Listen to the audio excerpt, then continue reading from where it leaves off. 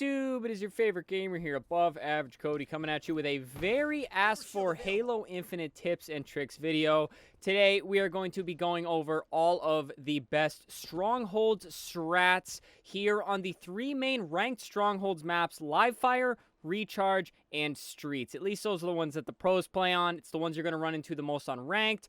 And a lot of people have been asking for game strats, you know, where you should be on the map, where your team should be on the map. And Strongholds is one specific one that's been requested. So we're going to start with Strongholds. And guys, even though Halo is a very, very team-oriented game, I'm going to explain this from the position as an individual, because I know if you have a full stack on ranked, you're probably not having too much trouble winning the games, or at least doing well in the games and coordinating the team. I'm going to describe this from the position as the individual, so you can be in the right mindset on where you should be and what you should be thinking about when you're playing with either good teammates, bad teammates, or even middle-of-the-road teammates. So let's jump right into it, guys. Obviously, Strongholds. If you hold 1 point, you are not scoring. If you hold 2 points, you are scoring. If you hold 3 points, you're scoring the same amount as you would if you had 2 points, but your team has to now cap 2 points from you such that they can start scoring points. So,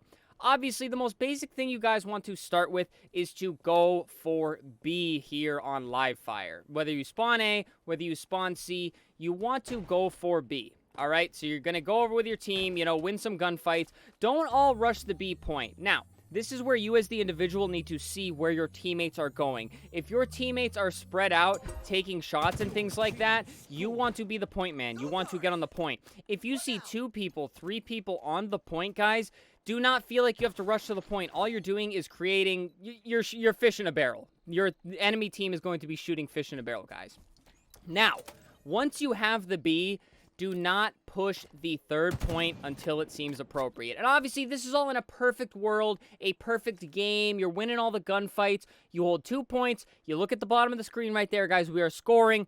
That's it. Hold it. Win the gunfights. Keep them at bay. You do that for a perfect however long you need to. Bingo, bango. You're done. You win the game. Now, if they start pushing your 3rd point, guys, it's obvious you want to rotate and get the 3rd point if you lose the gunfights and you can't kill them off. As the individual, if you're out here on B, guys, you're going to want to see the situation on the map, see what your teammates are calling out, and then you have to make the decision to either rotate or help your team fight over at A in this situation. And guys, overall holding points on this map, I will say it is most ideal to hold A and to hold B. The reason for that is it is the shortest distance to traverse, and as you can see angle-wise, it is very easy for me to take fights at both of the points at the same time. Now, the biggest thing here is to not overextend. You do not want to move up. I would not put one person anywhere past right here. Now, the rule of thumb I like to use with my teammates, my buddy Alex Ames really likes to hear this, the 50% line, guys. I call that the middle line. Imagine there is a line right at the halfway mark of the map.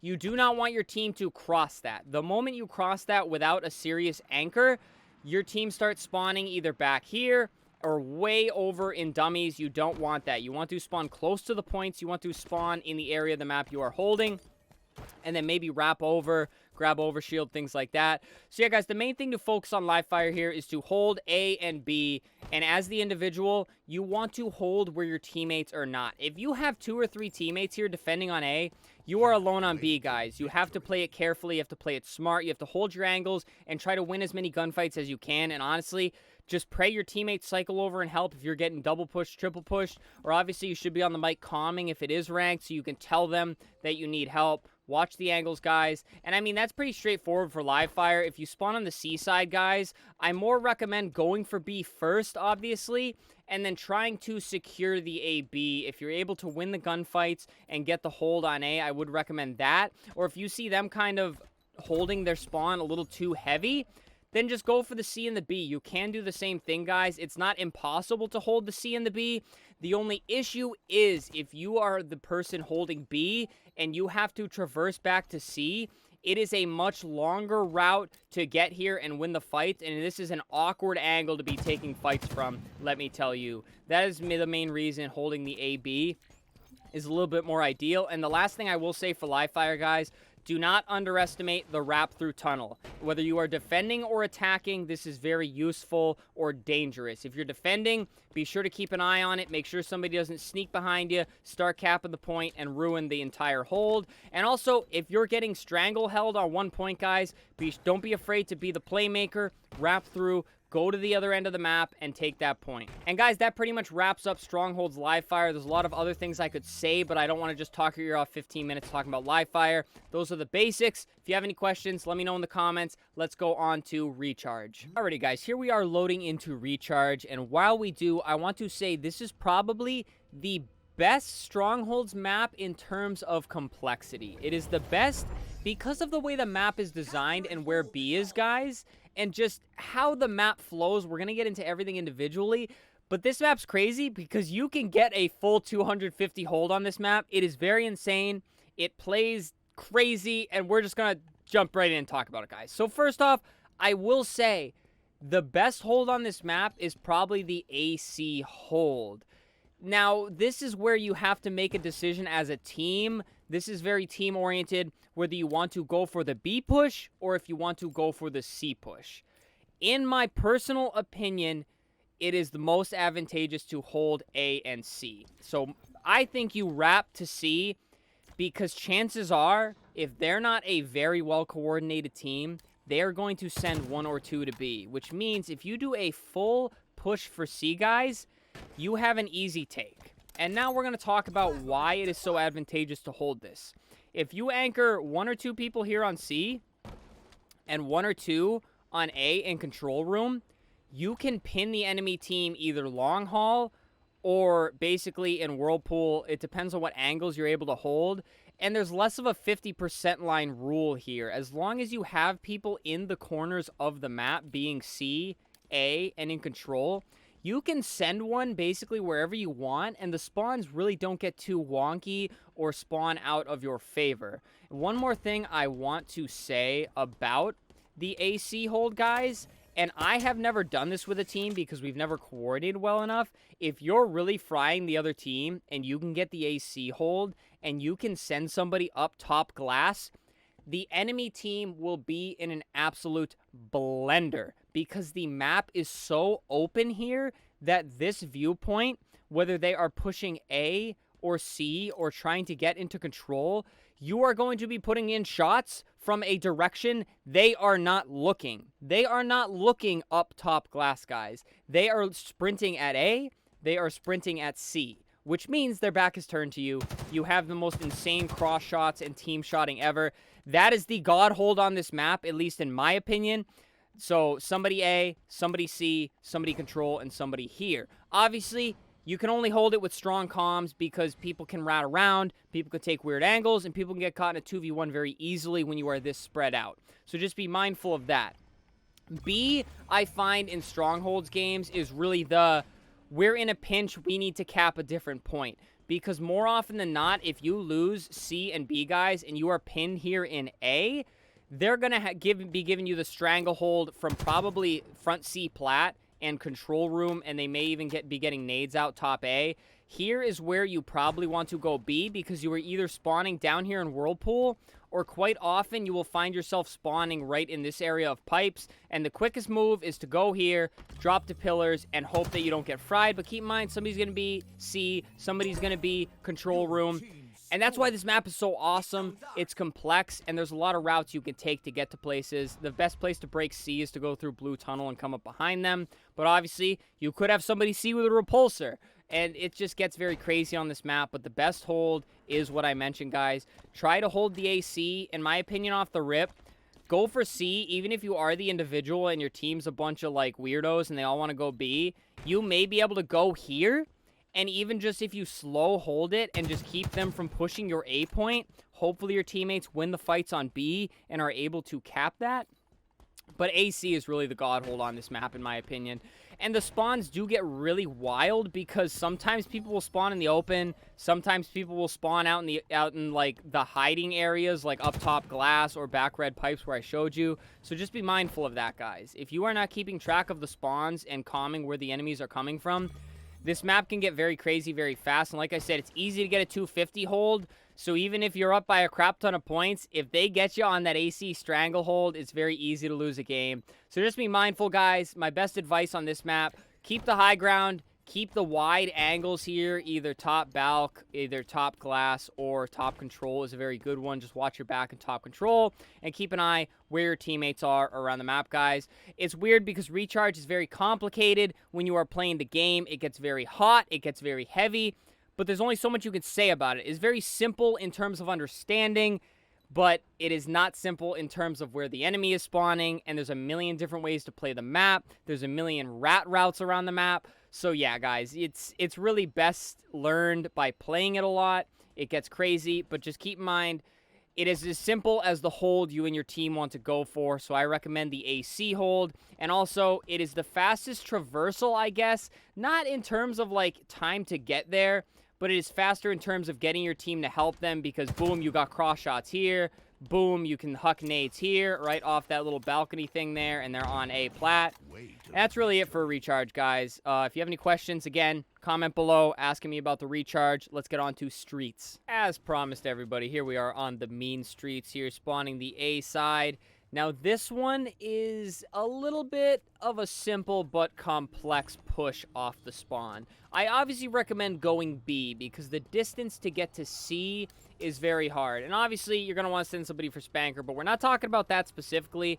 I would recommend sending people B, all right? I'd probably recommend a 2 to 3 person push to B. I'd say 2 B, maybe 1 to Spanker, but you have to leave one back here.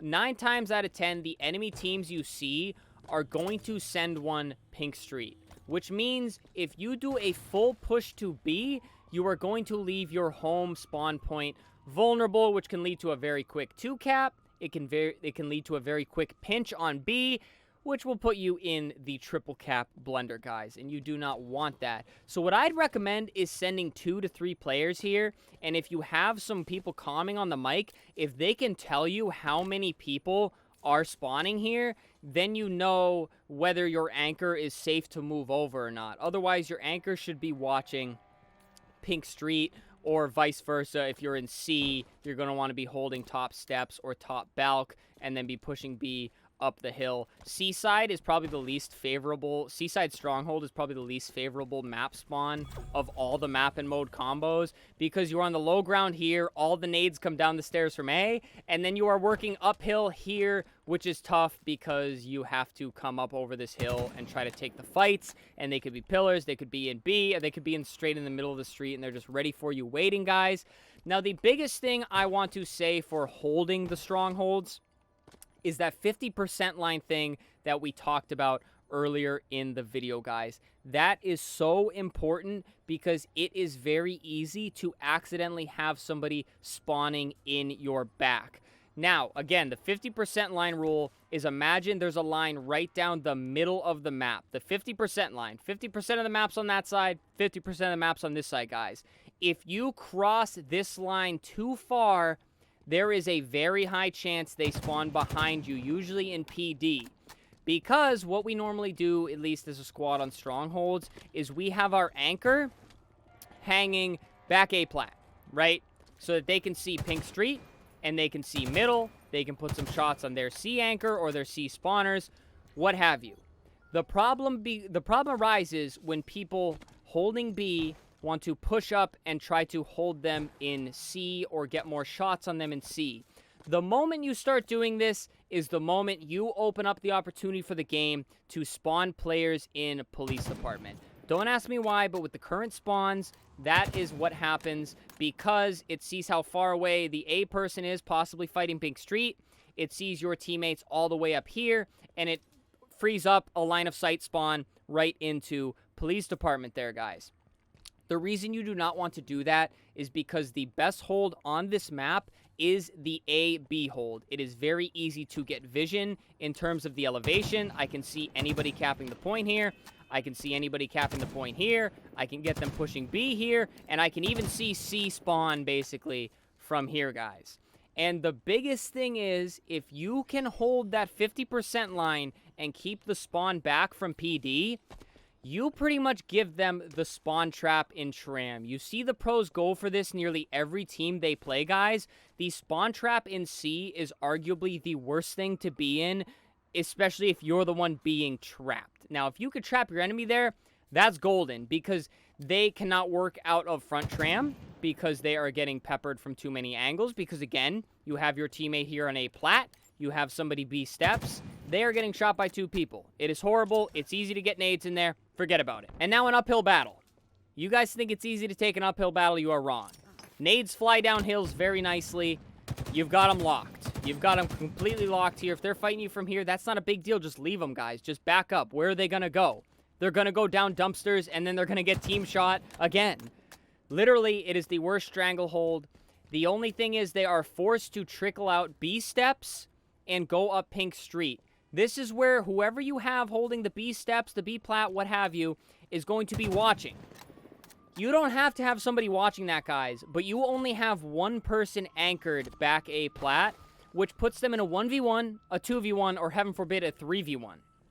Now, if they get the call out, they can lean right, get early shots on the guy. The guy's not going to expect to be watching it. They're dead. Easy peasy. However, if they get the 3 push and you see the 3 push going that way, well, now you're off to the races, because whoever is top B plat, hopefully you have 2 people up there. You just send one to C, guys. You take their C. There's probably 1 or 2 people back there. Bang. You just that's called out-rotating them, because you are capping the second point as fast as the other team can cap one of your points. And that's really just the money hold. I'm not even going to go over too much more on streets. That is the best hold, but no matter whether you're holding C and B, whether you're holding A and B, remember that 50% line, because the same idea goes for the other side of the map. If you cross that 50% line with multiple people, expect them to be spawning out mid, possibly Pink Street, or even somewhere back Tram. It's harder to get them to spawn back Tram than it is to get them to spawn in PD. For some reason, the game loves spawning back PD or even Pink Calf, because the same will go if you have your whole team over here and you cross the 50 line. Don't be shocked if somebody spawns Pink Calf. Now, the spawns are really the biggest thing for this map. If you're winning gunfights, guys, as long as you don't spawn them back behind you, you really won't have too much trouble here on this map. But I do recommend holding the AB, holding the CB.